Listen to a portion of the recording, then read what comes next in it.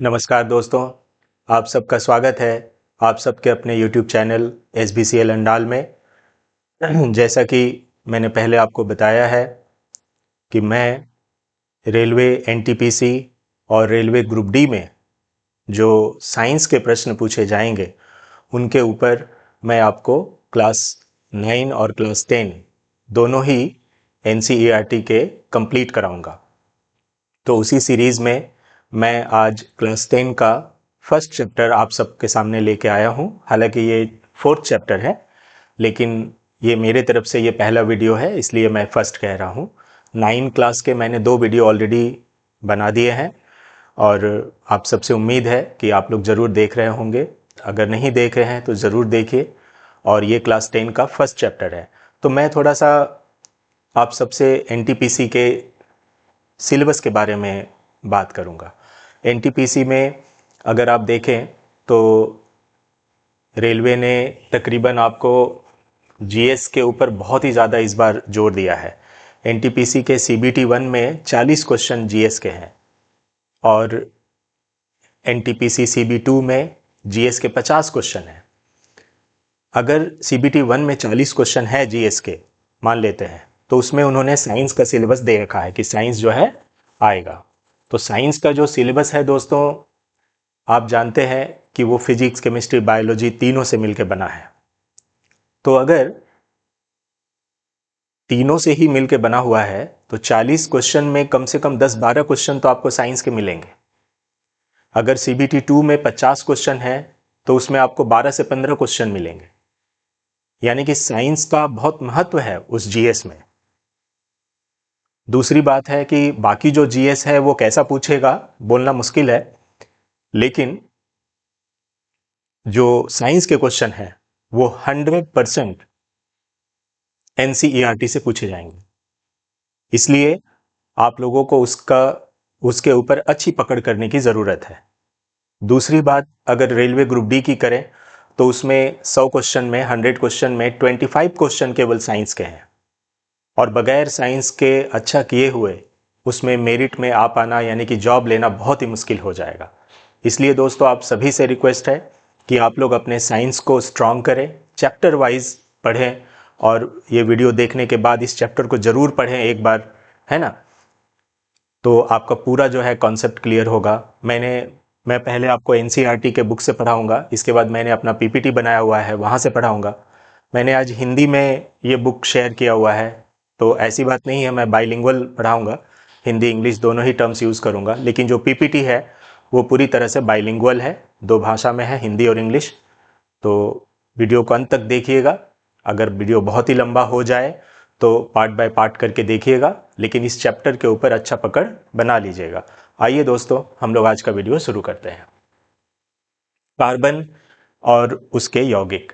जैसा कि आप जानते हैं कि कार्बन जो है ये, अगर हम अपने वायुमंडल की बात करें तो इसमें कार्बन डाइऑक्साइड के रूप में हमारे वातावरण में पाई जाती है। कार्बन डाइऑक्साइड का जो प्रतिशत है वो आप यहाँ देख सकते हैं 0.03% है। यही कार्बन हमारे धरती में भी है, जैसे कि कार्बोनेट के रूप में है, हाइड्रोजन कार्बोनेट के रूप में है, कोयला, पेट्रोलियम, ये जो चीज़ें भी आप देखते हैं ये सभी कार्बनिक यौगिक हैं। और जो कार्बनिक यौगिक हैं मतलब कंपाउंड्स ऑफ कार्बन है, वो उसमें कार्बन ही मेन कंपोनेंट होता है। उनका मेन जो तत्व है वो कार्बन होता है।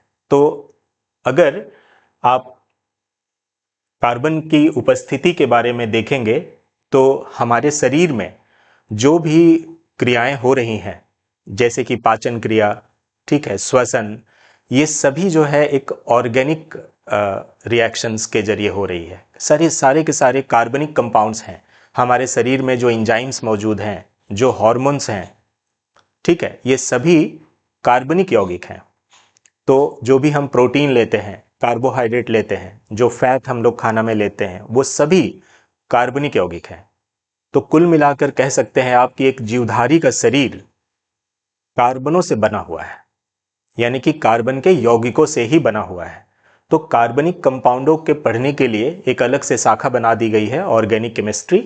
तो दरअसल ये जो चैप्टर है कार्बन और उसके कंपाउंड, ये ऑर्गेनिक केमिस्ट्री ही है, जो कि क्लास 10 में बेसिक तौर पे बता दिया गया है, यही 11-12 में थोड़ा एडवांस हो जाता है।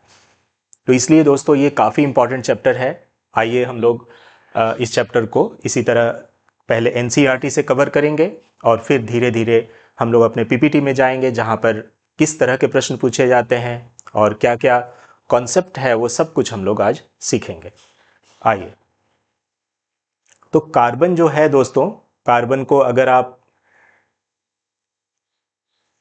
देखें तो कार्बन जो है वो एक ऐसा तत्व है जिसकी परमाणु संख्या 6 होती है, 6। तो अगर आप उसका इलेक्ट्रॉनिक विन्यास करेंगे, कार्बन का एटॉमिक नंबर कितना होता है दोस्तों? 6 होता है। तो अगर आप इसका कन्फिगरेशन करेंगे, इलेक्ट्रॉनिक कन्फिगरेशन यानी कि इलेक्ट्रॉनिक विन्यास करेंगे, तो आप देखेंगे 2,4, यानी कि इसका ये K कक्षा है और ये L कक्षा है। तो जो L कक्षा है उसमें 4 इलेक्ट्रॉन मौजूद हैं। जैसा कि आप जानते हैं कि जो सबसे बाहर वाला कक्षा होता है, सबसे बाहर वाला जो शेल होता है, उसे हम वैलेंस शेल कहते हैं। तो ये वैलेंस शेल में इसके 4 इलेक्ट्रॉन मौजूद हैं। और आप ये जानते हैं कि एज पर ऑक्टेट रूल उसका जो बाहरी कक्षा है, सबसे बाहरी कक्षा जिसे वैलेंस शेल भी कहते हैं, वो ऑक्टेट पूरा करना चाहती है। अपने आप को स्टेबल बनाने के लिए, अपने आप को स्थायी बनाने के लिए वो हमेशा ये कोशिश करती है कि जो निष्क्रिय गैस है, यानी कि जो इनर्ट गैस का कॉन्फ़िगरेशन है, वो प्राप्त कर लें। तो इसके लिए ये कार्बन अगर 4 इलेक्ट्रॉनों को छोड़ देगा तो भी इसके पास 2 इलेक्ट्रॉन बच जाएगा, तो ये हीलियम वाला कॉन्फ़िगरेशन हो जाएगा। लेकिन 4 इलेक्ट्रॉनों को छोड़ना ये काफ़ी मुश्किल होगा, और 4 इलेक्ट्रॉनों को कहीं से ले लेना भी मुश्किल होगा। तो ये क्या करता है कि 4 इलेक्ट्रॉनों को ना ये लेता है और ना ही 4 इलेक्ट्रॉन अपना त्यागता है, छोड़ता है। ये 4 इलेक्ट्रॉन किसी और तत्व के परमाणु से साझा कर लेता है ना। जैसा कि आपने पढ़ा है क्लास 9 में सहसंयोजक बंधन, कोवैलेंट बॉन्ड। तो ये दरअसल इलेक्ट्रॉनों का शेयरिंग करके अपना वैलेंसी को पूरा कर लेता है, यानी ऑक्टेट को प्राप्त कर लेता है। तो ये जो ऑक्टेट प्राप्त करता है, इसी में सारे जो कॉन्सेप्ट है वो छुपे हुए हैं। अब ये ऑक्टेट प्राप्त करता है तो ऐसे ही ऑक्टेट तो और भी कई सारे तत्व प्राप्त करते हैं। ऐसा नहीं है कि केवल कार्बन करते हैं। कार्बन जब भी कोवैलेंट बॉन्ड बनता है तो 2 या 2 से ज्यादा अगर तत्व दोनों ही अगर आपका अधातु है, नॉन मेटल है, तो वो सहसंयोजक बंधन बनाते हैं। जैसे कार्बन डाइऑक्साइड, जैसे कि जल, वाटर, H2O जो है, ये सब उसमें जो बॉन्ड है वो कोवैलेंट बॉन्ड होता है। जो इलेक्ट्रोवैलेंट बॉन्ड होता है, विद्युत संयोजक बंधन जिसे कहते हैं, उसके लिए एक मेटल और दूसरा नॉन मेटल होना चाहिए, तभी वो इलेक्ट्रोवैलेंट बॉन्ड होता है। क्योंकि एक इलेक्ट्रॉन को छोड़ने वाला होना चाहिए, जैसे कि जितने भी मेटल्स हैं वो इलेक्ट्रॉन छोड़ते हैं, और एक इलेक्ट्रॉन को ग्रहण करने वाला होना चाहिए, जैसे कि नॉन मेटल, वो इलेक्ट्रॉन को ग्रहण करते हैं। तो यहां पर जो कार्बन है, ये 4 इलेक्ट्रॉन किसी न किसी से शेयर करता है, साझा करता है। इसीलिए इसका जो वैलेंसी है, चूंकि शेयर करने से बन रहा है, तो इसे कोवैलेंट बॉन्ड कहते हैं। यानी कि ये जब भी बॉन्ड बनाएगा तो कैसा बॉन्ड बनाएगा? कोवैलेंट बॉन्ड बनाएगा। यानी कि कार्बन को अगर आप देखें तो कार्बन का जो लास्ट वाला सेल है, ये इसी को हम लोग यहाँ पे बना रहे हैं। जैसे मान लीजिए एक इलेक्ट्रॉन यहाँ पर है, एक इलेक्ट्रॉन ये, एक इलेक्ट्रॉन ये, एक इलेक्ट्रॉन ये। तो यानी कार्बन का ये 4 इलेक्ट्रॉन है। अगर इधर से कोई भी एलिमेंट अगर आ जाए, जैसे कि हाइड्रोजन अगर आ जाए, तो एक इलेक्ट्रॉन इसको मिल जाएगा। अगर हाइड्रोजन इधर से एक आ जाए तो एक इलेक्ट्रॉन मिल जाएगा। हाइड्रोजन अगर आ जाए तो एक इलेक्ट्रॉन मिल जाएगा। अगर इधर हाइड्रोजन आ जाए तो 1 इलेक्ट्रॉन मिल जाएगा। इस तरह से इस कार्बन का जो ऑक्टेट है वो पूरा हो जाएगा। इसीलिए जो पहला कंपाउंड कार्बन बनाता है वो है मीथेन, CH4। तो इस तरह से कार्बन और हाइड्रोजन के द्वारा बनने वाला पहला यौगिक मीथेन है। तो इसी से रिलेटेड आगे हम लोग ये सब पढ़ते जाएंगे, ठीक है, और ये सब चीज़ों को जानेंगे कि क्यों इसका जो बॉइलिंग और मेल्टिंग पॉइंट है काफ़ी कम होता है, क्योंकि जो इसके अणुओं के बीच में जो आकर्षण बल है वो कम होता है, इसीलिए इसका बॉइलिंग और मेल्टिंग पॉइंट कम होगा। लेकिन अगर आप इलेक्ट्रोवैलेंट बॉन्ड, इलेक्ट्रोवैलेंट तत्वों की बात करें जो इलेक्ट्रोवैलेंट बॉन्ड बनाते हैं, यानी कि जिन यौगिकों के बीच विद्युत संयोजक बंधन होता है, अगर उनकी बात करें तो उनका मेल्टिंग और बॉइलिंग पॉइंट बहुत ही ज़्यादा होता है।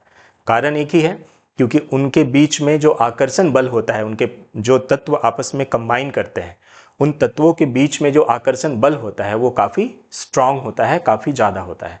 तो उस बॉन्ड को तोड़ने के लिए ज़्यादा एनर्जी की ज़रूरत पड़ती है, इसीलिए मेल्टिंग पॉइंट या फिर बॉइलिंग पॉइंट जो भी हो वो अधिक होता है। ठीक है, तो इस तरह से हम लोग आगे बढ़ते जाएंगे, आप लोग देखते जाइए।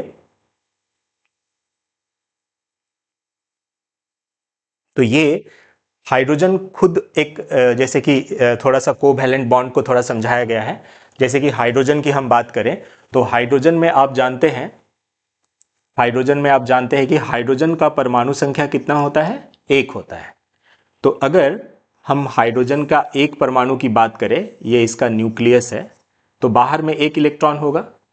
इसी प्रकार एक और हाइड्रोजन एटम अगर है तो उसमें भी 1 इलेक्ट्रॉन होगा बाहर में। ये न्यूक्लियस है, मैं इसीलिए इसको थोड़ा ये करके दिखा रहा हूं।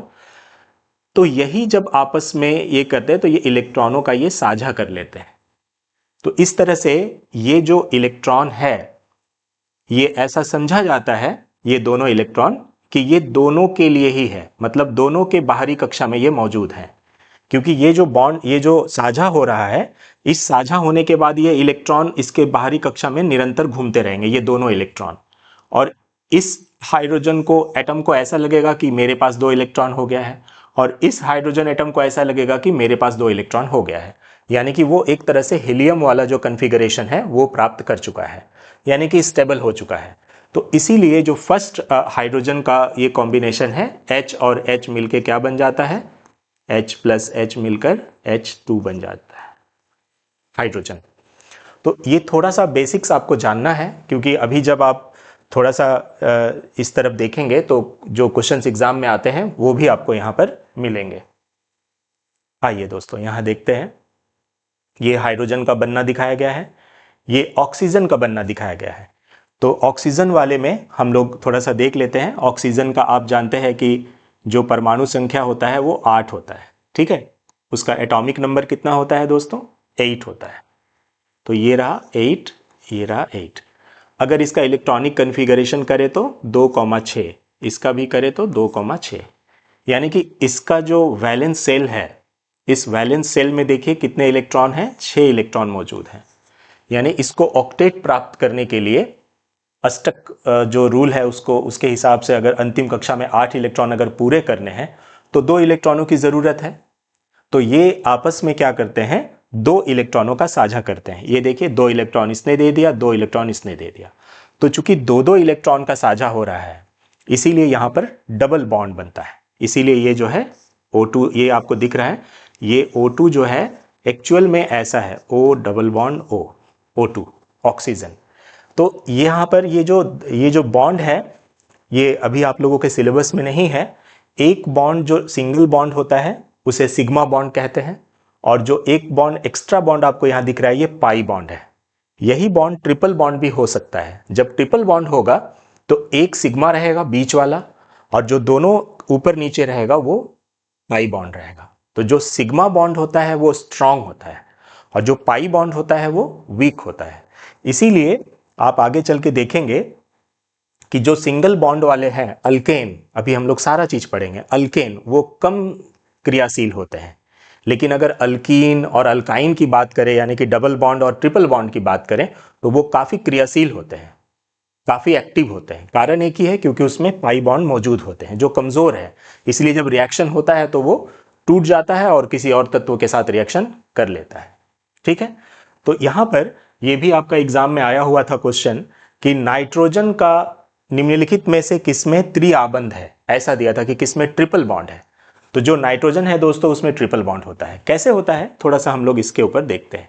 पीपीटी में भी मैं आप लोगों को सब पढ़ाऊंगा, एनसीईआरटी का बुक है, इसमें मैं ज़्यादा यहाँ पे स्पेस नहीं है तो लिख नहीं पा रहा हूँ, लेकिन जो पीपीटी है वहाँ पर सब कुछ हम लोग पढ़ेंगे। लेकिन आपके मन से ये धारणा मुझे ये निकालना है कि मैंने एनसीईआरटी पढ़ा है, पहले आप एनसीईआरटी को पढ़ लीजिए, फिर आप हम लोग जो है वहाँ चलेंगे। तो ये जो ट्रिपल बॉन्ड है ये कैसे होता है, तो जैसा कि आप जानते हैं जो नाइट्रोजन होता है उसका एटॉमिक नंबर होता है 7। ठीक है, नाइट्रोजन का एटॉमिक नंबर होता है 7। अगर इसका इलेक्ट्रॉनिक कन्फिगरेशन करेंगे तो 2,5। इसका भी इलेक्ट्रॉनिक कन्फिगरेशन कर दीजिए 2,5। तो आपको दिख रहा होगा दोस्तों कि ये जो नाइट्रोजन का जो लास्ट वाला शेल है, वैलेंस शेल, इसमें 5 इलेक्ट्रॉन है, यानी कि इसको 8 इलेक्ट्रॉन करने के लिए 3 इलेक्ट्रॉन और चाहिए, 3 इलेक्ट्रॉन्स और ज़रूरत है। तो ये लोग क्या करते हैं, जब आपस में इनका रिएक्शन होता है तो मैं एक छोटा सा इसका लास्ट सेल को बना दे रहा हूं। ये इसका न्यूक्लियस है और ये इसका लास्ट सेल। तो लास्ट सेल में क्या होगा दोस्तों, कितने इलेक्ट्रॉन उसके पास है मौजूद, देख लीजिए। जो लास्ट सेल है उसमें 5 इलेक्ट्रॉन मौजूद हैं, तो 1 2 1 2 3, 1 2 3 और ये 1 और 2, इस तरह से हमने बनाया है, क्योंकि जो रिएक्शन है ये जो 3 इलेक्ट्रॉन है ये आपस में एक दूसरे से साझा कर लेंगे। यानी कि एक नाइट्रोजन के परमाणु ने 3 इलेक्ट्रॉन का साझा किया, दूसरे ने भी 3 इलेक्ट्रॉन साझा किया। अब ये जो 3 इलेक्ट्रॉन है, अब ये समझ लेता है कि मेरे पास है, तो इस तरह से इसके पास पहले से 5 इलेक्ट्रॉन थे और 3 इलेक्ट्रॉन का साझा हुआ, यानी कि उसने जो है कोवैलेंट बॉन्ड बनाया है ना, साझा किया या शेयर किया। तो इस तरह से इसके पास 8 हो गए। ये सोच रहा है कि मेरे पास 5 था और 3 इलेक्ट्रॉन हमने ले लिया है, एक्चुअल में लिया नहीं है, शेयर किया है, तो इसके पास 8 हो गया। तो कुल मिलाकर अगर आप देखेंगे तो 3 इलेक्ट्रॉन इसका, 3 इलेक्ट्रॉन इसका साझा हुआ। इसीलिए इसका जो नाइट्रोजन का जो बॉन्ड है वो ट्रिपल बॉन्ड कहलाता है, यानी इसके बीच में ट्रिपल बॉन्ड होता है।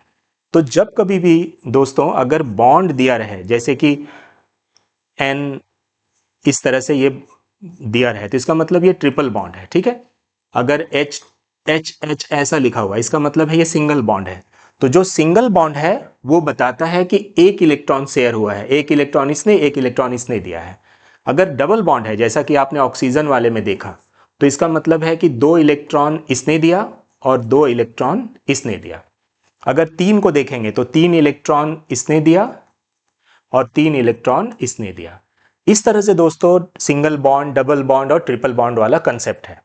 हमने देखा कि सिलेबस में नहीं है एनसीईआरटी का, लेकिन फिर भी ये प्रश्न आया था कि जो डबल बॉन्ड है उसमें कितने सिग्मा और कितने पाई बॉन्ड होते हैं। तो बस सिंपल सा है, जो सिंगल बॉन्ड होता है वो सिग्मा बॉन्ड कहलाता है। जो सिंगल बॉन्ड है उसे क्या कहते हैं दोस्तों, सिग्मा बॉन्ड, सिंगल वाले बॉन्ड को। ठीक है, जो डबल बॉन्ड होता है उसमें एक होता है सिग्मा और एक होता है पाई बॉन्ड। पाई का साइन दे दिया है मैंने, पाई बॉन्ड। जब 3 बॉन्ड होते हैं तो ये बीच वाला होता है सिग्मा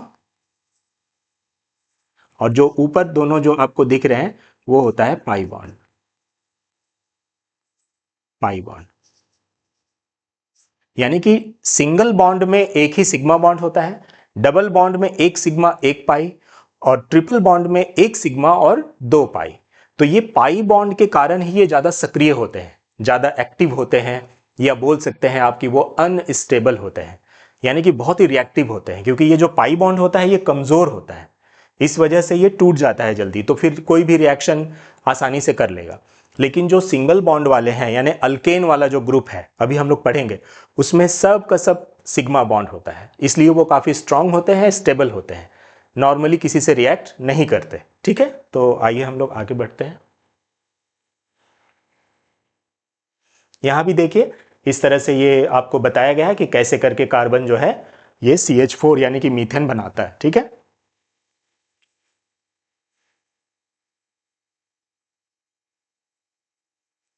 कार्बन के अपरूप, ये बहुत ही इंपॉर्टेंट है दोस्तों, इसको भी आप लोग देख लीजिए, मैंने पीपीटी में भी डाला हुआ है। कार्बन के अपरूप, ये जो अपरूप वर्ड है इसे एलोट्रॉप्स कहते हैं। तो ये जो कार्बन के एलोट्रॉप्स हैं, एलोट्रॉप्स का मतलब क्या होता है, अपरूप का मतलब कि जो तत्व होता है उसके भौतिक गुण जो है अलग अलग होते हैं, उसके विभिन्न भौतिक गुण होते हैं, यानी कि उसका जो फिजिकल प्रॉपर्टी है वो अलग अलग होता है, लेकिन जो उसका केमिकल प्रॉपर्टी है, जो उसका रासायनिक गुण है वो सेम होता है। ठीक है, और वो अलग अलग फॉर्म में मिलते हैं, रूप अलग अलग होता है, लेकिन उसका जो मेन ये है केमिकल जो उसका प्रॉपर्टी है वो लगभग सेम होता है, मगर फिजिकल प्रॉपर्टी अलग अलग होता है। और ऐसा इसलिए होता है क्योंकि जो उसके जो परमाणु हैं, जो एटम्स हैं, उनके बीच में अलग अलग तरीकों के आधार पर बॉन्ड बने होते हैं। जैसे ये देख रहे हैं, ये हीरा है, ठीक है, ये हीरा है, ये ग्रेफाइट है, और ये C60 कार्बन का सबसे बड़ा अभी तक जो चेन के रूप में मिला है, मतलब कार्बन का जो एलोट्रॉप मिला है वो C60 है, बकमिंस्टर फुलेरिन। ठीक है, ये भी कार्बन का बहुरूप ही है, बहुरूप या अपरूप भी कहते हैं इसे, एलोट्रॉप्स। हीरा में देखिए ये सारे कार्बन के एटम हैं, ये जो भी आपको यहां दिख रहा है ये सब कार्बन के एटम है, ये भी सब कार्बन है, सब कार्बन है, इसमें ऐसा कोई भी नहीं है जो कार्बन नहीं है, सब कार्बन है। लेकिन इसका जो कार्बन का बॉन्डिंग है वो देखिए अलग अलग है। हीरा में देखिए कुछ इस तरह से है ये, ठीक है, ग्रेफाइट में एक के ऊपर एक है, और बकमिंस्टर फुलेरिन में देखिए जस्ट एक फुटबॉल की तरह है। तो इनका जो संरचना है, जो इसके परमाणुओं के बीच में जो आबंध है, जो बंधन है, वो डिफरेंट टाइप का है, और इस वजह से इसका स्ट्रक्चरल फॉर्मूला देखिए अलग अलग है, लेकिन है ये कार्बन ही, ये कार्बन का ही अलग अलग रूप है, इसीलिए इसको कार्बन के बहुरूप या एलोट्रॉप्स कहते हैं। यानी कि इसका भौतिक गुण अलग अलग है, क्योंकि इसका स्ट्रक्चर, इसका बॉन्ड के बीच में जो फोर्स होगा वो अलग अलग होगा, है ना। केमिकल प्रॉपर्टी लगभग एक जैसा होता है। ये क्वेश्चन एग्जाम में आया था दोस्तों, पहले तो ये आया था कि कार्बन का बहुरूप इसमें से कौन सा नहीं है, ऐसा दे दिया था, हीरा, ग्रेफाइट, C60, और एक ऑप्शन में होगा तो वो नहीं होगा, है ना। ये कार्बन के बहुरूप हैं, यानी कि एलोट्रॉप्स। इन एलोट्रॉप में देखिए इनके भौतिक गुणों में अंतर का एक सबसे अच्छा उदाहरण आपको देते हैं। हीरा दुनिया का सबसे कठोर पदार्थ है, और ग्रेफाइट ये बहुत ही सॉफ्ट और बहुत ही पाउडरी स्लिपरी टाइप का है।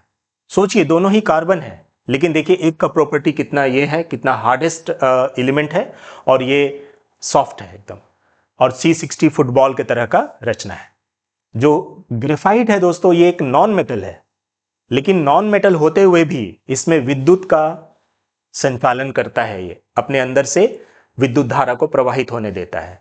ऐसा इसलिए ये कर पाता है क्योंकि इसमें जो इलेक्ट्रॉन है कुछ वो मुक्त अवस्था में पाए जाते हैं, जिसमें भी इलेक्ट्रॉन मुक्त अवस्था में होंगे उसमें विद्युत धारा प्रवाहित होगी। तो यही एकमात्र ऐसा नॉन मेटल है, यानी अधातु है, जिससे विद्युत धारा प्रवाहित होती है।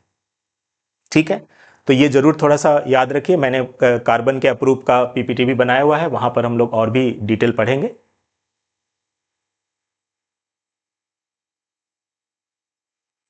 अब ये बात आती है, मैंने स्टार्टिंग में आपको क्या बताया दोस्तों, कि जो कार्बन है ये इतना ज्यादा संख्या में यौगिक बनाता है कि वैसा कोई दूसरा तत्व नहीं करता। ये दुनिया में सबसे ज्यादा यौगिक बनाने वाला एकमात्र तत्व है। यही वजह है कि कार्बन के कंपाउंड्स को पढ़ने के लिए एक अलग ब्रांच बनाना पड़ गया, ऑर्गेनिक केमिस्ट्री। यानी कि पूरा का पूरा ऑर्गेनिक केमिस्ट्री केवल कार्बन के द्वारा बने हुए यौगिकों के बारे में ही पढ़ाई की जाती है, जिसमें ऐसा माना जाता है कि लाखों यौगिक बनाता है ये। तो ये कैसे संभव है कि एक ही तत्व में ये इतना ज्यादा गुण है कि ये इतने ज्यादा यौगिक बनाता है, बाकी जो तत्व है वो इतना यौगिक क्यों नहीं बनाता, इतने कंपाउंड्स क्यों नहीं बना पाता है? कुछ तो इसके पास ऐसा खासियत होगा। तो आइए हम लोग यहां पर देखते हैं। इसका सबसे पहला खासियत है श्रृंखलन, कैटिनेशन। श्रृंखलन या कैटेनेशन क्या है कि कार्बन जो है खुद दूसरे कार्बन से जुड़कर एक चेन जैसा रचना बना लेता है। ये चेन स्ट्रेट भी हो सकता है, सीधा, या यही चेन ब्रांचिंग हो सकता है ऊपर नीचे, या यही चेन साइक्लिक हो सकता है यानी कि चक्र की तरह। तो ये जो खासियत है कैटेनेशन का कि कार्बन का परमाणु दूसरे कार्बन से जुड़ जाता है, इसे कैटेनेशन कहते हैं। और ये जो कैटेनेशन का है ये सिंगल बॉन्ड वाला भी हो सकता है, डबल बॉन्ड का भी हो सकता है और ट्रिपल बॉन्ड का भी हो सकता है। याद रखिएगा, ये जो कैटेनेशन है इस तरह से ये कार्बन के साथ सिंगल सिंगल बॉन्ड में भी जुड़ सकता है, डॉट डॉट डॉट डॉट, ये चलता चला जाएगा। ये जो है ये ब्रांच्ड भी हो सकता है, ठीक है, जैसे कि एक कार्बन यहां चला गया, ठीक है, एक कार्बन यहां ले सकते हैं, ये ब्रांचिंग हो गया। यही कार्बन के बीच में डबल बॉन्ड भी हो सकता है, ठीक है, एक सिंगल बॉन्ड हो गया, एक डबल, ठीक है। यही कार्बन के बीच में ट्रिपल बॉन्ड भी हो सकता है, ठीक है। तो ये जो आप प्रोसेस देख रहे हैं कार्बन का कि कार्बन खुद दूसरे कार्बन से जुड़ के या तो स्ट्रेट चेन बना ले रहा है जिसमें सिंगल बॉन्ड, डबल और ट्रिपल हो सकता है, या ब्रांचिंग भी हो सकता है, यहां तक कि साइक्लिक भी हो सकता है। ये कैसा हो सकता है दोस्तों? ये साइक्लिक भी हो सकता है, यानी कि ये इस तरह से एक साइक्लिक यानी कि एक चक्र के रूप में भी हो सकता है। तो इसे जो है हम लोग, ये साइक्लिक भी हो सकता है। तो कार्बन का ये जो गुण है, कार्बन का ये जो प्रॉपर्टी है कि कार्बन खुद दूसरे कार्बन से जुड़ के एक चेन जैसा रचना बना लेता है, या एक ब्रांच चेन बना लेता है, शाखाओं में बढ़ जाता है, या इस तरह से एक चक्र के रूप में बना लेता है, साइक्लिक ये बना लेता है, इस गुण को कैटेनेशन कहते हैं। तो दुनिया में कैटेनेशन शो करने वाला दो ही तत्व है, एक कार्बन और दूसरा सिलिकॉन। लेकिन सिलिकॉन बहुत ज़्यादा नहीं बनाता, 10-12 अगर जुड़ गया एटम तो उसके बाद ही वो फिर अनस्टेबल हो जाता, आगे नहीं बना पाता। मगर कार्बन, अभी आपने देखा बकमिस्टर फुलेरिन C60 था। आप अगर एक एक कार्बोक्सिलिक एसिड और कई सारा चीज़ देखेंगे जिसमें कार्बन 112, 124 इतने कार्बन आपस में जुड़े हुए हैं। तो कार्बन का ये जो गुण है ये इसको एक यूनिक प्रॉपर्टी प्रदान करता है जिससे कि ये ज़्यादा से ज़्यादा संख्या में यौगिक बनाता है, ठीक है, इसे कहते हैं कैटेनेशन। अब ये जो आपने देखा इसमें कार्बन कार्बन के बीच में देखिए केवल सिंगल बॉन्ड है ना। तो इसको हम लोग इस तरह के यौगिक जो वो बनेगा, जो कंपाउंड बनाएगा, उसे हम संतृप्त यौगिक कहते हैं। क्या कहते हैं दोस्तों? संतृप्त यौगिक, यानी कि सैचुरेटेड कंपाउंड। तो ये सैचुरेटेड हाइड्रोकार्बन है यानी कि कंपाउंड है। जब उसमें डबल या ट्रिपल दोनों में से कोई भी होगा, डबल या फिर ट्रिपल कोई भी होगा, तो उसको हम लोग असंतृप्त हाइड्रोकार्बन कहते हैं, यानी कि अनसैचुरेटेड हाइड्रोकार्बन, ठीक है। ये है, तो ये आगे चल के हम लोगों को काम आएगा। हम लोग बढ़ते हैं आगे।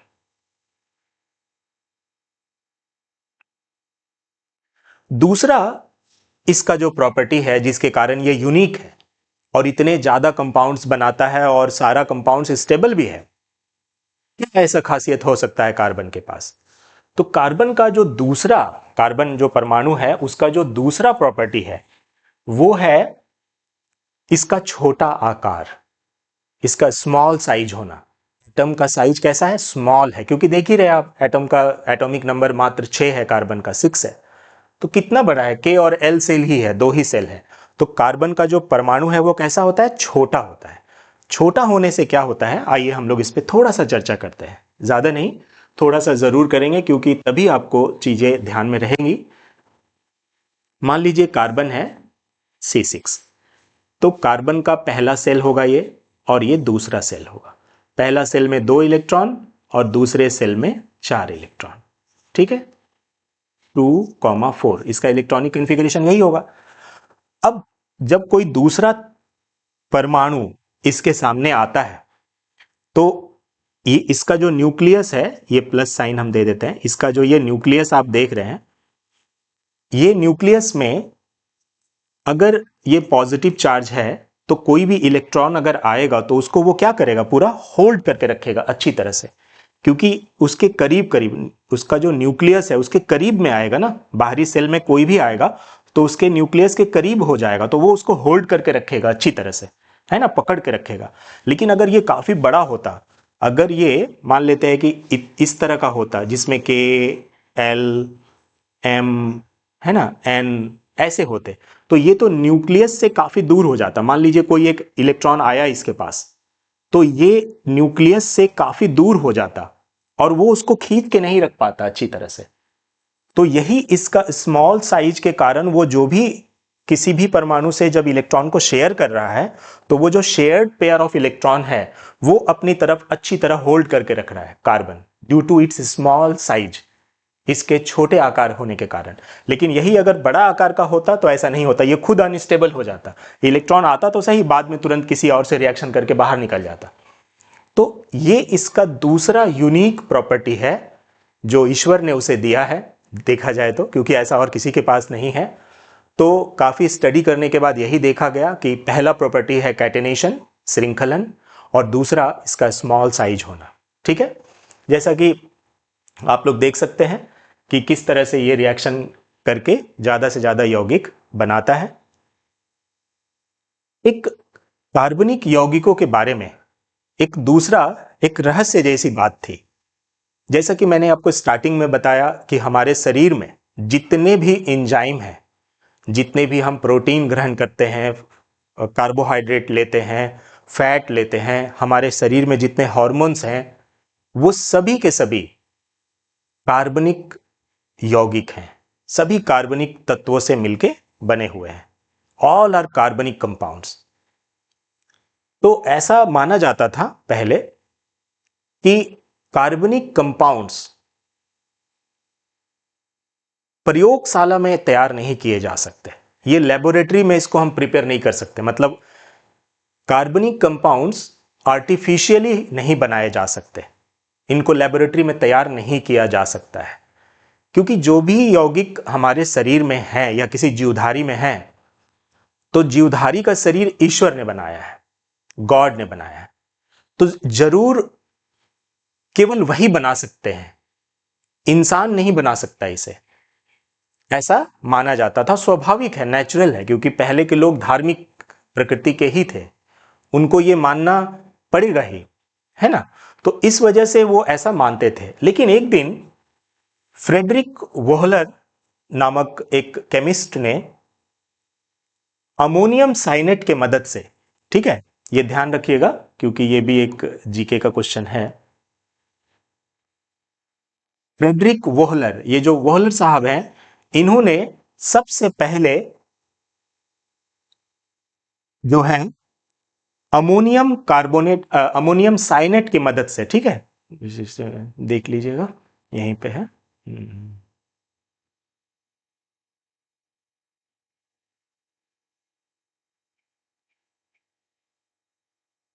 अमोनियम साइनेट, हाँ यहाँ पे मुझे दिख नहीं रहा है दोस्तों, हाँ ये रहा, अमोनियम साइनेट की मदद से, है ना, अमोनियम साइनेट की मदद से बनाया था। ठीक है, ये भी क्वेश्चन इंपॉर्टेंट है कि किस से तैयार किया था। तो अमोनियम साइनेट को उन्होंने जब बहुत प्रेशर और टेम्परेचर के कंट्रोल्ड ये में किया, तो इससे उन्होंने यूरिया तैयार किया था। यूरिया एक ऑर्गेनिक कंपाउंड है, यानी कि कार्बन का यौगिक है। तो ये पहला कार्बनिक यौगिक था यूरिया, जो कि हम लोग जानते हैं कि खाद के रूप में भी इस्तेमाल किया जाता है, हाँ, हमारे यूरिन में भी मिलता है ये। तो ये जो यूरिया है, इसको पहली बार तैयार किया था फ्रेडरिक वोहलर ने, और तब से ऐसा साबित हो गया कि नहीं, जो भी कार्बनिक यौगिक हैं उनको प्रयोगशाला में भी तैयार किया जा सकता है, उनको लैब में भी प्रिपेयर किया जा सकता है। और तब से इसके लिए एक वर्ड यूज किया गया, पहले कार्बनिक यूज करते थे, अब कार्बनिक रसायन यूज कर दिया गया, यानी कि ऑर्गेनिक केमिस्ट्री, यानी इसका भी केमिस्ट्री है। ठीक है, तो इस तरह से आप लोग देखते जाइए, काफी इंपॉर्टेंट है। तो ये हमने पहले ही आपको बता दिया कि डबल बॉन्ड, ट्रिपल बॉन्ड, ये सब होता है ना, श्रृंखलाएं, शाखाएं और वलय के रूप में होती है, ये भी बता दिया। अब हम लोग पढ़ते हैं कार्बन का जो संतृप्त यौगिक है, जो सैचुरेटेड हाइड्रोकार्बन है, उसका क्या क्या फॉर्मूला होता है। जैसा कि आप जानते हैं कि जो सैचुरेटेड हाइड्रोकार्बन होता है उसमें केवल सिंगल बॉन्ड होते हैं। तो जो पहला कार्बन और हाइड्रोजन का यौगिक है वो है मीथेन, CH4। ये देख सकते हैं इसका स्ट्रक्चरल फार्मूला, इथेन, कार्बन एक बढ़ गया, और इस तरह से ये हो गया प्रोपेन, है ना, ब्यूटेन, पेंटेन, हेक्सेन। तो जो फर्स्ट एक कार्बन अगर रहेगा तो मीथेन, 2 कार्बन रहेगा तो ईथेन, 3 कार्बन रहेगा तो प्रोपेन, 4 कार्बन रहेगा तो ब्यूटेन, 5 कार्बन रहेगा तो पेंटेन, अगर 6 कार्बन रहेगा तो हेक्सेन। तो इस तरह से ये देखते हैं। और आप यहाँ पर जब भी आप स्ट्रक्चरल फार्मूला, ये स्ट्रक्चरल फार्मूला लिखना आना चाहिए, क्योंकि ये जो स्ट्रक्चरल फार्मूला है जब आप ये लिखेंगे तो आपको जो है काफ़ी सारा प्रॉब्लम में वहाँ पर आपको हेल्प मिलेगी। इसलिए स्ट्रक्चरल फार्मूला में ज़रूर याद रखिए कि कार्बन जब भी आप लिखें, जहाँ भी आपको कार्बन दिखाई दे तो उसका वैलेंसी सेटिस्फाइड होना चाहिए, यानी कि कार्बन का ये 4 हाथ समझ लीजिए, तो कार्बन का चारों हाथ भरा होना चाहिए, यानी कि उसका लास्ट सेल में 8 इलेक्ट्रॉन होने चाहिए। तो आप यहाँ पर किसी का भी एक देख लीजिए, जैसे कि लास्ट वाला को हम देख रहे हैं, तो कार्बन का इधर से 3 हाइड्रोजन है, 1 2 3, और एक कार्बन के साथ लगा हुआ है तो 4। किसी में भी आप ऐसा देख सकते हैं, जैसे कि हम अगर इस वाले को देखें तो एक इधर, एक इधर, एक इधर, 4। कार्बन का चारों हाथ कंप्लीट होना चाहिए। तो ये स्ट्रक्चरल फार्मूला लिखने में ये बहुत काम आता है। और ये संतृप्त हाइड्रोकार्बन है, यानी कि सैचुरेटेड हाइड्रोकार्बन है। इसका पहचान है कि इसके लास्ट में ANE रहेगा, ANE, है ना, अल्केन ग्रुप के नाम से जानते हैं इसको, जो भी सैचुरेटेड हाइड्रोकार्बन होगा। ठीक है, यहां पर आप देख सकते हैं किस तरह सिंगल सिंगल चेन ब्रांचिंग हो गया है। यहां भी देखिए ये स्ट्रेट, और यहां पे देखिए ये ब्रांच हो गया है। ठीक है, तो इस तरह से ये सारा चीज आपको अभी काम आएगा। ये देखिए किस तरह से ये साइक्लिक हो गया है, जुड़ गया है ना, ये यहाँ पे। फिर उसका वैलेंसी को सेटिस्फाई कर दीजिए, सब में हाइड्रोजन रखकर कर दीजिए। आगे आगे हम लोग देखेंगे। अब ये क्वेश्चन पे हम लोग आते हैं। ये क्वेश्चन एग्जाम में आया था कि जो बेंजीन होता है, ये बेंजीन का सूत्र होता है C6H6। ठीक है, बेंजीन का सूत्र क्या होता है दोस्तों? C6H6। तो ये जो बेंजीन है, इसका जब आप स्ट्रक्चरल फार्मूला लिखेंगे तो इस तरह से होता है, साइक्लिक होता है, लेकिन इसमें एक एक ऑल्टरनेट करके एक एक डबल बॉन्ड होता है, एक छोड़ के डबल, फिर एक छोड़ के डबल, यानी कि 3 डबल बॉन्ड होते हैं। तो पहले तो एग्जाम में यही आया था कि बेंजीन में कितने डबल बॉन्ड होते हैं। तो अगर डबल बॉन्ड आपसे पूछे कि कितने डबल बॉन्ड है, अगर बेंजीन में पूछे कि कितने डबल बॉन्ड हैं, तो डबल बॉन्ड हो जाएगा 3। अगर टोटल बॉन्ड पूछे कि टोटल बॉन्ड कितना है, ये भी एग्जाम में आया था, टोटल बॉन्ड कितने हैं, तो टोटल बॉन्ड हो जाएगा, आप गिन के देख लीजिए। हाइड्रोजन आपको बाहर से 6 दिखाई दे रहा है, तो 6 इधर हो गया। और कार्बन कार्बन वाला गिन लीजिए, तो डबल बॉन्ड 2 तिहाई 6, यानी कि 6 + 6, और सिंगल बॉन्ड भी 1 2 3 होगा, 3, यानी 6 6 12 और 3 15। तो टोटल 15 बॉन्ड्स हैं इसमें। हाइड्रोजन का 6 ये लिख दिया मैंने। डबल बॉन्ड को गिन लीजिए, 2 2 4 2 6, और सिंगल बॉन्ड को गिन लीजिए जो कार्बन कार्बन के बीच है, तो 3 है। तो इस तरह से टोटल 6 6 12 3 15 कोवैलेंट बॉन्ड है। एग्जाम में यही आता है कि बेंजीन में कितने सह संयोजक बंधन है, कितने कोवैलेंट बॉन्ड हैं। तो इस तरह से हम लोग इसको बता सकते हैं। ठीक है,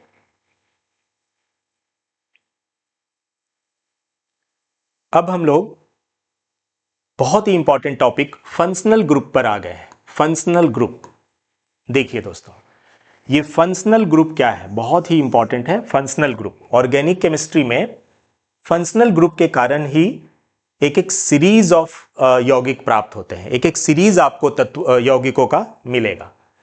तो फंक्शनल ग्रुप क्या है, आइए हम लोग देखते हैं। जैसा कि आप जानते हैं कि अगर हम अल्कोहल की बात करें, या कीटोन की बात करें, या एल्डिहाइड की बात करें, या कार्बोक्सिलिक एसिड की बात करें, तो या क्लोरीन और ब्रोमीन, जो इसको हम लोग क्लोराइड और ब्रोमाइड कहते हैं, क्योंकि उसमें से एक इलेक्ट्रॉन अभी कम है वैलेंसी। पहले तो आपको हम थोड़ा ये बता दें कि आखिर ये क्या है, प्रक्रियात्मक समूह क्या है। एक छोटा सा आपको हम एग्जाम्पल देते हैं, जैसे क्लोरीन। क्लोरीन में क्लोरीन का एटॉमिक नंबर कितना होता है दोस्तों? 17 होता है। तो इसको अगर आप कन्फिगरेशन करेंगे तो 2 8 7 होता है, यानी इसको 1 इलेक्ट्रॉनों की जरूरत है ऑक्टेट पाने के लिए।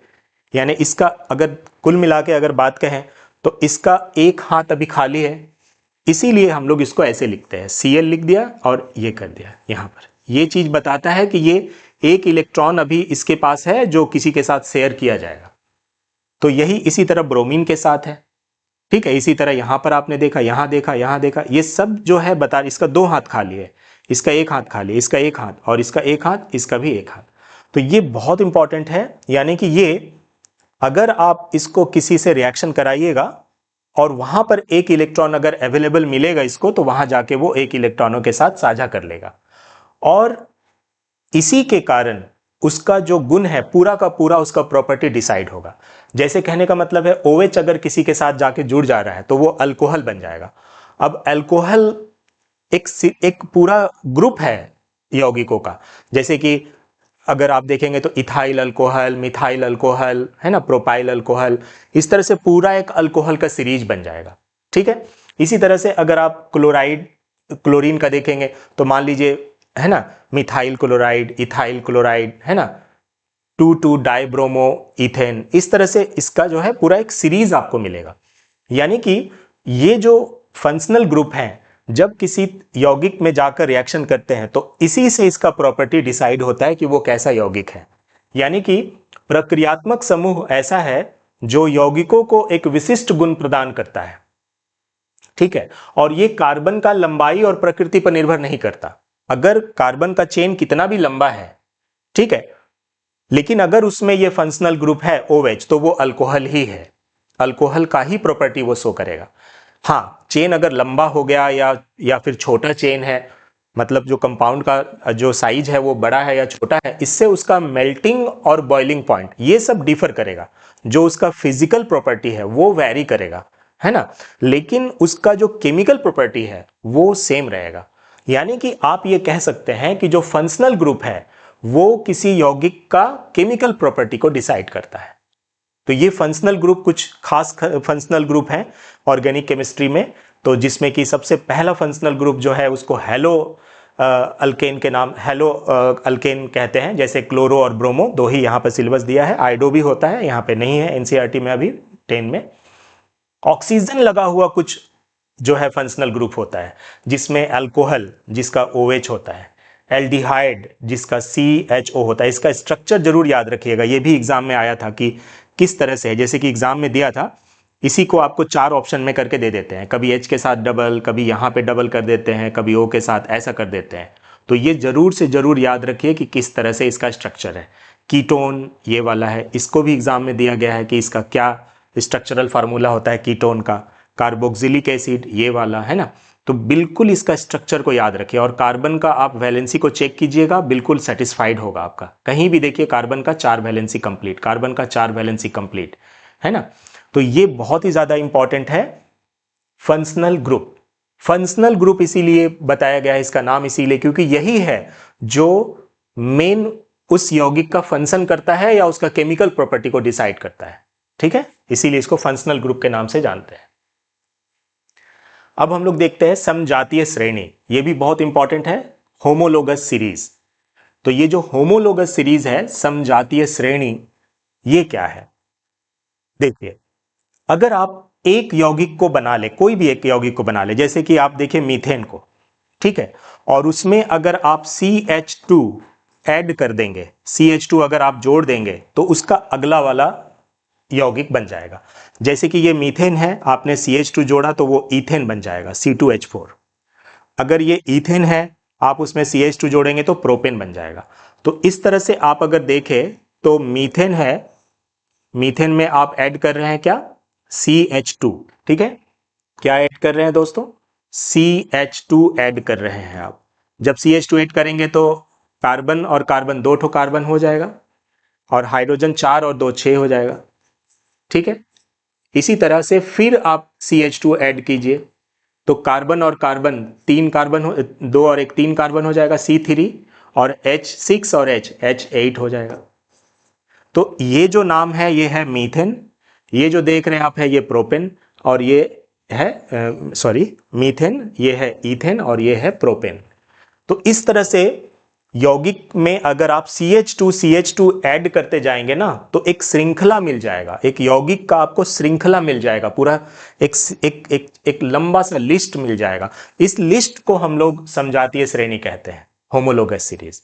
होमोलोगस सीरीज कौन कौन सा है, जैसे अल्केन, तो पूरा का पूरा अल्केन का जितना भी सदस्य है सब होमोलोगस सीरीज के अंदर आएगा। अल्कीन मतलब डबल बॉन्ड वाला, वो एक होमोलोगस सीरीज हो गया।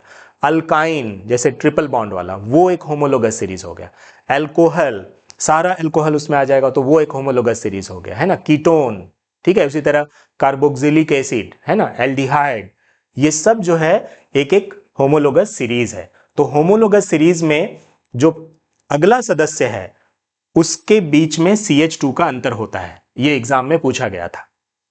फिर दूसरे शिफ्टिंग में एग्जाम में पूछा गया कि परमाणु भार का कितना अंतर होता है। तो जरा सा दिमाग लगाइए, कार्बन का परमाणु भार कितना होता है, कार्बन का होता है 12, और जो हाइड्रोजन है उसका 1 होता है, तो 1 × 2 मतलब 2, यानी कि 14 यूनिट, 14 U का अंतर होता है। यानी कि ये बहुत ही इंपॉर्टेंट है कि अगर आपको ऐसा पूछे कि होमोलोगस सीरीज में एक नाम दे दे और बताए कि इसका अगला सदस्य क्या होगा, तो आपको CH2 ऐड कर देना है। कभी ये भी पूछे कि होमोलोगस सीरीज में एक सदस्य और दूसरा जो सदस्य होता है उसके बीच में परमाणु भार में कितना का अंतर होता है, एटॉमिक वेट में, तो 14 U का अंतर होता है। ठीक है, ये बहुत ही इंपॉर्टेंट है, एग्जाम में आया था ये।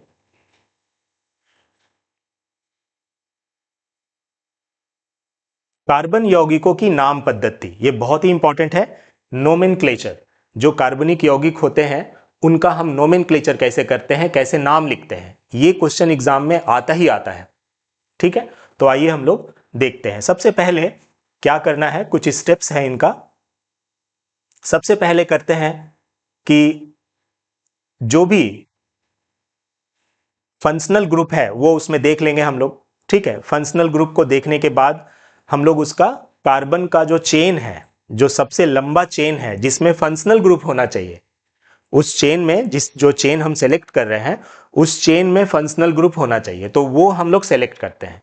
सेलेक्ट करने के बाद हम क्या करते हैं कि जो आपका फंक्शनल ग्रुप है वो जिधर है, जैसे लेफ्ट में या राइट में है, अगर लेफ्ट के तरफ है जिधर से हम स्टार्ट कर रहे हैं उधर से नियरेस्ट होना चाहिए, तो उधर से ही हम कार्बन का जो नंबरिंग है वो चेन का करते हैं।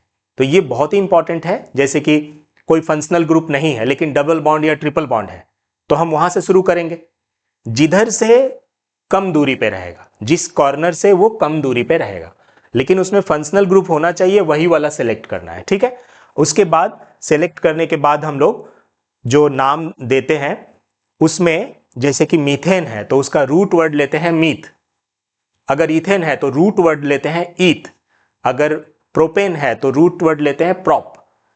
इसके बाद जो लास्ट वाला वर्ड होता है ई, इस ई को हम लोग रिमूव कर देते हैं, ई को हम लोग हटा देते हैं। जहां जैसा आएगा आपको हम बता देंगे, ये ई को हम लोग हटा देते हैं। हटाने के बाद जो ये बनता है इसको हम लोग बोलते हैं कि ये इसका रूट वर्ड है। ठीक है, तो ये हो गया इसका प्रोपन, प्रोपन का हो जाएगा प्रोप। ठीक है, ई को हटा दिया जाता है। इस तरह से जैसे YNE है तो ये 3 वाले जो चेन है, 3 बॉन्ड वाले, यानी कि अल्काइन ग्रुप है, उसको बताता है। ठीक है, तो आइए हम लोग देखते हैं, अभी क्लियर हो जाएगा आप लोगों को। हेलो अल्केन, जैसा कि इसका पूर्वालग्न होता है, पूर्वालग्न का मतलब होता है प्रीफिक्स, कि ये पहले आना चाहिए। इसको क्या कहते हैं दोस्तों, प्रीफिक्स। तो ये पहले आना चाहिए, जैसे क्लोरो ब्रोमो, तो इसका आप देखिए कितना कार्बन है, 1 2 3, तो इसका नाम हो जाएगा क्लोरो, क्योंकि पहले इसको पूर्वालग्न है, यानी कि ये प्रीफिक्स में इसको लगाया जाता है हमेशा। तो क्लोरो, क्योंकि यहां देख सकते हैं ये क्लोरीन लगा हुआ है तो क्लोरो हो गया, ये क्लोरीन लगा हुआ है तो क्लोरो। इसके बाद देखिए मीथेन, इथेन, प्रोपेन। ठीक है, चूंकि ये सिंगल बॉन्ड है तो इसीलिए क्या हो जाएगा, क्लोरो प्रोपेन। अब इसी तरह से देखिए ब्रोमीन है तो ब्रोमो। ठीक है, उसके बाद मीथेन, इथेन, प्रोपेन, तो ब्रोमो प्रोपेन। कितना इजी है। इसी तरह जब अल्कोहल रहेगा तो ये अनुलग्न होगा, अनुलग्न मतलब बाद में लगेगा। ठीक है, यहां केवल जो प्रीफिक्स में लगता है, यानी कि पहले लगता है, वो केवल हेलो अल्केन माने क्लोरो और ब्रोमो लगता है। बाकी सब देख सकते हैं आप अनुलग्न है, यानी कि सभी लास्ट में लगते हैं, यानी कि सफिक्स के तौर पे लगते हैं। तो अनुलग्न OL, जैसे कि मीथेन, इथेन, प्रोपेन, तो प्रोपे प्रोपे कर देंगे और नॉल कर देंगे, ये ओएल वर्ड लगाते हैं, प्रोपेनॉल। ठीक है, इंग्लिश में आप देखिए ज्यादा अच्छा रहेगा, प्रोपा, ठीक है, नॉल, NOL, ये इंपॉर्टेंट चीज है, NOL, प्रोपानॉल। इसी तरह से देखिए, अगर आप एल्डिहाइड की बात करेंगे तो AL लग जाएगा। जैसे ये एल्डिहाइड है, CHO एल्डिहाइड है, ठीक है, ये जरूर याद रखिएगा, CHO जो फंक्शनल ग्रुप है उसको जरूर याद रखिएगा। तो एल्डिहाइड है तो ये हो गया प्रोपेनॉल। ठीक है, इसका इंग्लिश जरूर देखिए, प्रोपा और नल, NAL, ये देखिए दोनों में अंतर को जरूर देखिए, वो था NOL, ये क्या है NOL, और ये क्या लगा है NAL। तो जब NOL रहेगा तो वो अल्कोहल का सीरीज में जाए, अल्कोहल हो जाएगा, और जब AL रहेगा तो वो एल्डिहाइड का सीरीज में जाएगा।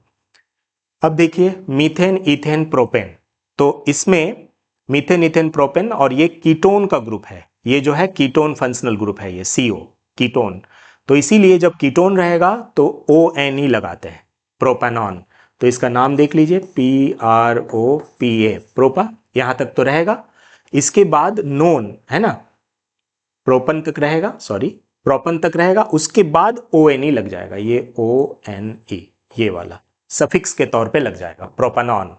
इसी तरह कार्बोक्सिलिक एसिड में मीथेन, इथेन, प्रोपेन, तो प्रोपानोइक एसिड, इसका नाम के आगे लास्ट में क्या लगाते हैं, सफिक्स ओइक एसिड लगाते हैं। तो इसका नाम में आप लिखिए पहले प्रोपन, मीथेन, इथेन, प्रोपन, तो लिखिए प्रोपन, हो गया। अब लिखना है ओइक एसिड, ओइक लिख दिया, एसिड, ओइक एसिड, तो ये हो गया प्रोपनोइक एसिड। इसी तरह से आप देखिए अल्कीन, यहां पर मीथेन, इथेन, प्रोपेन, तो हो जाएगा प्रोपीन, क्योंकि जो इसका नाम है, रूट वर्ड हम लोग ले लेते हैं प्रॉप, रूट वर्ड को क्या ले लेते हैं, प्रॉप, PROP, और ENE लेते हैं, प्रोपीन। ठीक है, क्योंकि डबल बॉन्ड है, डबल बॉन्ड रहेगा तो ENE करते हैं, अगर सिंगल बॉन्ड रहेगा तो ANE, और अगर ट्रिपल बॉन्ड रहेगा तो YNE। तो इस तरह से मीथेन, इथेन, प्रोपेन, तो ये हो गया प्रोपाइन। यानी कि आपको लिखना है, प्रोपन तक तो रहेगा यहां तक, ठीक है, सॉरी प्रॉप, इसका जो रूट वर्ड होता है, सॉरी, इसका जो रूट वर्ड होता है वो होगा प्रॉप, इसके बाद लगा देना है YNE, यानी कि अल्केन के केस में ANE, अल्कीन के केस में ENE, और अल्काइन के केस में YNE, single bond, double bond, triple bond. ये बहुत ही इंपॉर्टेंट है नोमेनक्लेचर। तो मुझे लगता है कि इस चैप्टर के ऊपर मुझे 2 वीडियो बनाने होंगे, तो मैं आज NCERT को कंप्लीट कर दे रहा हूं इसमें, इसी का मैं पार्ट 2 लेकर आऊंगा, जिसमें कि मैं पूरा जो PPT बनाया हुआ हूं उसमें मैं आपको पूरा डिटेल समझाऊंगा, प्लस जो भी क्वेश्चंस एग्जाम में आए हुए हैं उसे बताऊंगा। ठीक है, तो अभी भी थोड़ा बाकी है, अभी हम लोग कंप्लीट करेंगे, लेकिन इस वीडियो में हम लोग केवल NCERT को ही करेंगे, जो PPT है उसको हम लोग अगले क्लास में पढ़ेंगे। तो जैसा कि देख सकते हैं यहां पर एक नोमेनक्लेचर का क्वेश्चन है, और पूछा गया है कि इसका नोमेनक्लेचर क्या होगा। नोमेनक्लेचर वगैरह के बारे में बहुत ही डिटेल में मैंने PPT बनाया और वहां पे मैं आप लोग को पढ़ाऊंगा, लेकिन NCERT में थोड़ा सा जो भी हल्का फुल्का समझ में आप लोगों को आया हो उसी के बदौलत हम लोग यहाँ पर करेंगे। तो यौगिकों का नामकरण क्या होगा, ये आया है क्वेश्चन। तो मान लीजिए मीथेन, इथेन, तो हम लोग इसको आप देख सकते हैं कि मीथेन, इथेन है ना, तो ये आप जानते हैं कि जब ब्रोमो और क्लोरो लगा होता है तो उसको हम प्रीफिक्स के तौर पे लगाते हैं, मतलब पहले लगाते हैं, तो इसीलिए इसका नाम क्या हो जाएगा, ब्रोमो, लिख लीजिए ब्रोमो, और मीथेन, इथेन, तो ब्रोमो इथेन, हो गया। ठीक है, अभी आप देखिए यहां पर ये CHO यानी एल्डिहाइड ग्रुप है, एल्डिहाइड ग्रुप, और ये एक ही कार्बन है, तो इसका जो रूट वर्ड होता है मीथ, ये ले लीजिए, और चूंकि ये एल्डिहाइड ग्रुप है तो एल्डिहाइड के लिए AL आता है, तो इसीलिए हो जाएगा AL, सॉरी, रूट वर्ड आपको मिथेनॉल लेना है, मीथन तक लेना है ना,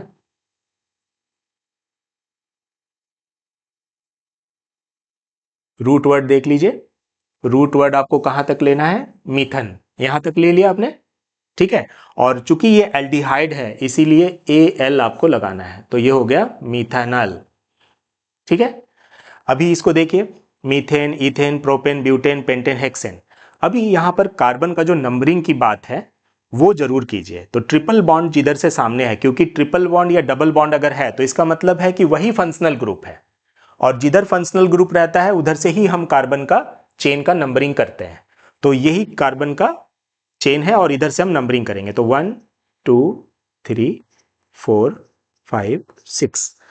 अब हम देखते हैं 1 2 3 4 5 6, तो इसके लिए क्या आ जाएगा, हेक्स। अगर 6 है तो हेक्स हो गया, और चूंकि ट्रिपल बॉन्ड है इसमें तो YNE लग जाएगा, YNE, तो ये हो गया हेक्साइन। तो इस तरह से चूंकि आप ये भी समझ सकते हैं, लिख सकते हैं कि चूंकि एक नंबर कार्बन पे डबल ट्रिपल बॉन्ड है तो इसको आप 1 हेक्साइन भी लिख सकते हैं। तो ये 1 हेक्साइन है, या फिर आप इसको केवल हेक्साइन भी लिख सकते हैं। 1 को जनरली नहीं लिखा जाता है, लेकिन कोई दिक्कत नहीं है, 1 भी लिख सकते हैं। यही ट्रिपल बॉन्ड अगर यहां पे होता तो ये 2 हेक्साइन हो जाता। यही डबल बॉन्ड अगर यहां पे होता तो ये 3 हेक्साइन हो जाता। मतलब इस तरह से नंबर, जो कार्बन का ट्रिपल बॉन्ड है उसका पोजीशन के आधार पर वो चेंज हो जाएगा नाम, है ना। तो इस तरह से है। हम आगे आप लोगों को और भी अच्छी तरीका से पढ़ाएंगे। अभी आगे हम लोग थोड़ा कंप्लीट कर ले एनसीईआरटी को कम से कम। अभी जो कार्बनी यौगिक है उसका एक बहुत ही इंपॉर्टेंट प्रॉपर्टी है, वो है दहन, यानी कि कंबशन, जलना। ये जो जलने वाला प्रॉपर्टी है, दहन का प्रॉपर्टी है, जिसको कंबशन कहते हैं, ये कार्बनिक यौगिकों का बहुत ही ज्यादा इंपॉर्टेंट प्रॉपर्टी है कंबशन। क्यों है? क्योंकि देखिए, हम लोग अपने घरों में जो एलपीजी यूज करते हैं या सीएनजी जो कंप्रेस्ड नेचुरल गैस है उसको यूज करते हैं, वो सभी के सभी कार्बनिक यौगिक हैं।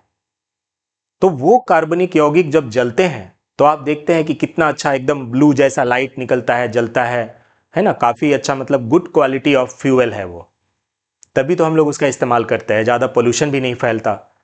तो ये बहुत ही इंपॉर्टेंट है कि जो कार्बनिक यौगिक हैं, जब आप उनको ऑक्सीजन का प्रेजेंस में जलाते हैं तो वो एक तरह का ऑक्सीडेशन रिएक्शन है। वो कैसा रिएक्शन है दोस्तों? एक तरह का ऑक्सीडेशन रिएक्शन है।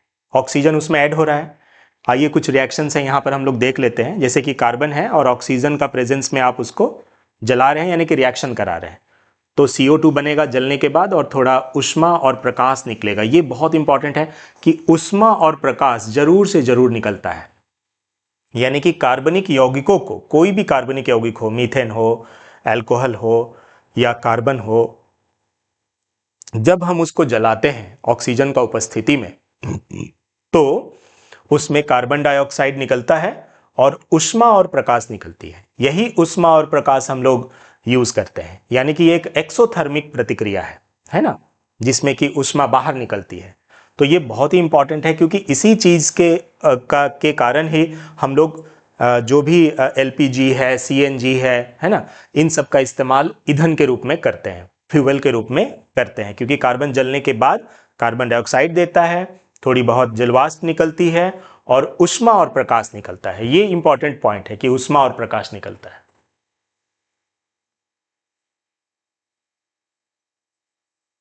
अब एक इंपॉर्टेंट क्वेश्चन यहां से एग्जाम में आया था, जो बहुत ही जरूरी है आप लोगों को भी जानना। संतृप्त हाइड्रोकार्बन, यानी कि सैचुरेटेड हाइड्रोकार्बन। आप जानते हैं कि जो घर में हम लोग एलपीजी यूज करते हैं, लिक्विफाइड पेट्रोलियम गैस, उसमें मेनली प्रोपेन और ब्यूटेन होता है, ठीक है।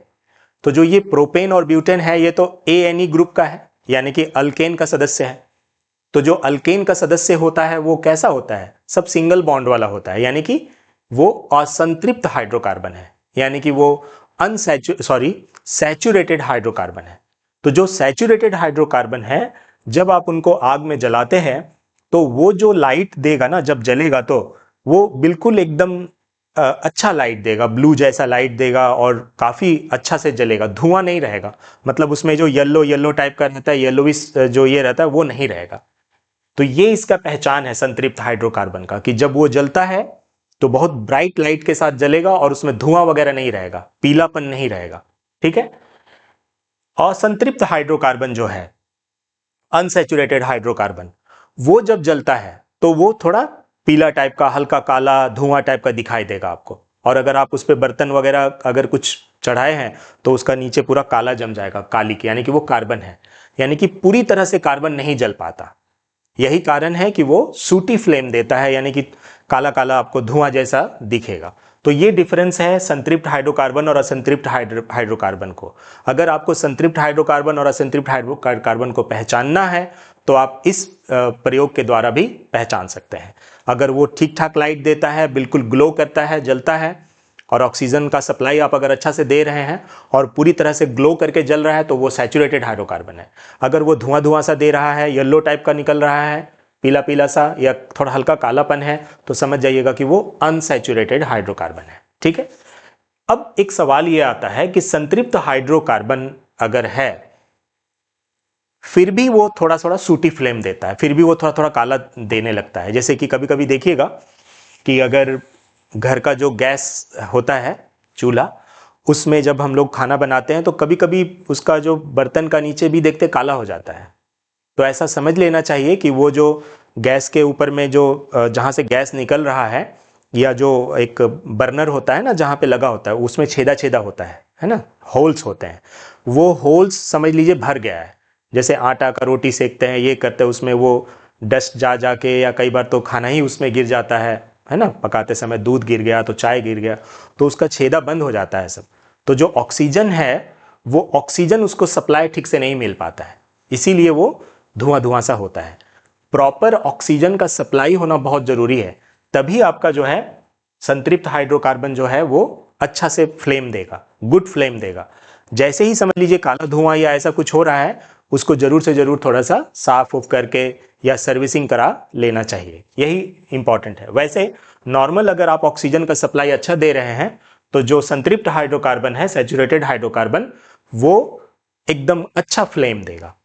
जैसा कि एलपीजी में कौन होता है, मैंने बताया प्रोपेन और ब्यूटेन होता है, मेनली आइसोब्यूटेन या प्रोपेन होता है। और इस तरह से ये होता है। आपने देखा होगा कि जो केरोसिन का स्टोव होता है उसमें हम लोग कई बार देखिएगा, जो कांच का लैंटर्न होता था पहले, अभी तो नहीं देखने में आता है ऐसा, तो उसमें जब हम लोग केरोसिन तेल डालते थे तो डालने के बाद उसका ऊपर वाला हिस्सा में देखिएगा थोड़ा खुला खुला रहता था, और नीचे से भी एक छोटा सा छिद्र जैसा या हवा जाने के लिए रहता था, क्योंकि वो ऑक्सीजन अगर जाएगा तो ही वो अच्छा से जलेगा, नहीं तो पूरा कांच को काला कर देगा अंदर में, है ना, कार्बन जम जाएगा। क्योंकि ऑक्सीजन का सप्लाई होना बहुत जरूरी है, क्योंकि जो रिएक्शन आपने देखा वो ऑक्सीडेशन रिएक्शन है, और ऑक्सीडेशन के लिए कार्बन ऑक्सीजन का होना बहुत जरूरी है।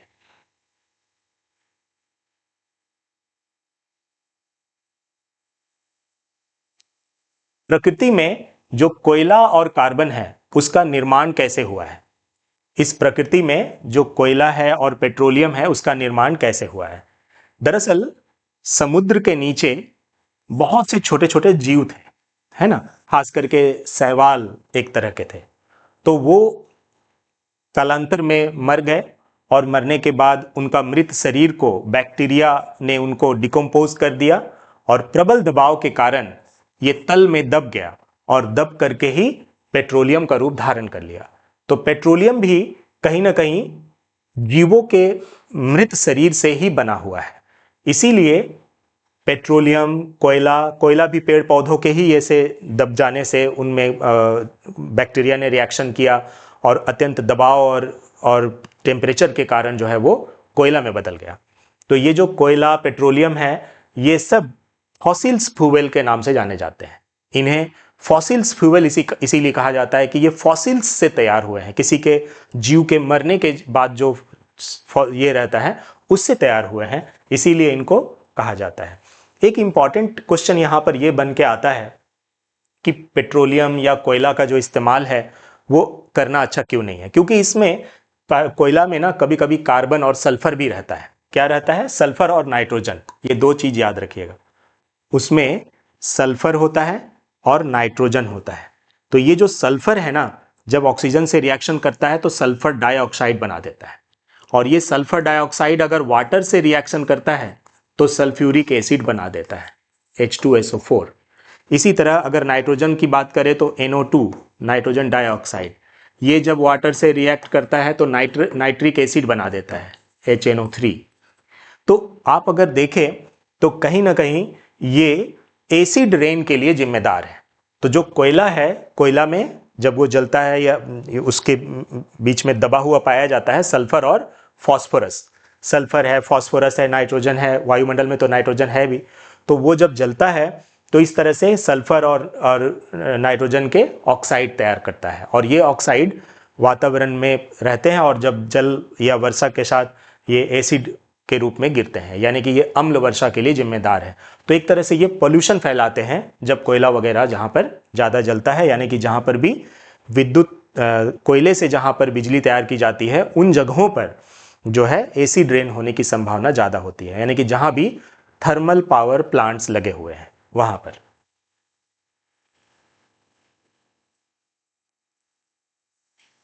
अभी हम लोग देखते हैं संकलन अभिक्रिया। ठीक है, संकलन अभिक्रिया ये बहुत ही इंपॉर्टेंट है। संकलन अभिक्रिया में क्या होता है दोस्तों कि अच्छा दोस्तों, मैं थोड़ा क्षमा चाहता हूँ, मैं आज ये वीडियो कंप्लीट नहीं कर पाऊंगा, लेकिन इसके बाद से ही मेरा पार्ट 2 स्टार्ट होगा। संकलन अभिक्रिया, ये जो एडिशन रिएक्शन है, सब्स्टिट्यूशन रिएक्शन है, ठीक है, ये दोनों बहुत इंपॉर्टेंट है। एस्टरिफिकेशन है, काफ़ी इंपॉर्टेंट मतलब टॉपिक्स अभी स्टार्ट हुए हैं, और मैंने जो नॉमेनक्लेचर भी सिखाया है वो भी पूरा कंप्लीट नहीं करा पाए हैं, तो वो सब के लिए मैं पार्ट 2 लेकर के आऊँगा, तो आप लोग ज़रूर पार्ट 2 को देखिएगा। धन्यवाद, और हम लोगों के इस चैनल को सब्सक्राइब कीजिए, हम लोगों का जो मनोबल है वो बढ़ाइए, क्योंकि हम लोगों को जो टारगेट है वो हम लोग जल्द से जल्द अचीव कर पाएँ। तो हम लोगों के जो भी सदस्य वीडियो डालते हैं उन सब का आप जो है हौसला बढ़ाएं। धन्यवाद।